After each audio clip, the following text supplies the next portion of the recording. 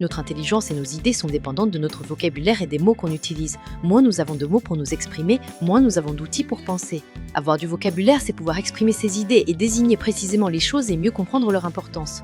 Moins nous avons de vocabulaire disponible, moins nous sommes en mesure d'aller vers des idées complexes. Et sans idées complexes, on ne peut pas penser le monde, encore moins le comprendre réellement.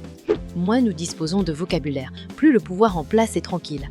Penser que le pouvoir encourage l'élitisme intellectuel ou scolaire, c'est ignorer le véritable levier de domination des masses, la déculturation. En appauvrissant la langue, ils appauvrissent l'esprit critique.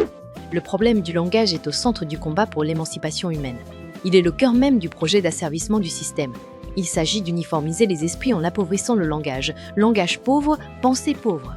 Quand vous avez une pensée pauvre, vous êtes malléable, et assouvir ses plus bas instincts devient naturellement prioritaire, et tout le reste est secondaire. Pourquoi, selon toi, le pouvoir des médias et des politiciens qui passent leur temps à nous mentir et à nous voler sont toujours en place ? Tout simplement parce que nous manquons de mots et d'idées pour nommer, analyser et critiquer les choses et réaliser leur importance en profondeur. Il devient alors difficile de saisir la réalité, de remettre en question les mensonges ou de contester les injustices.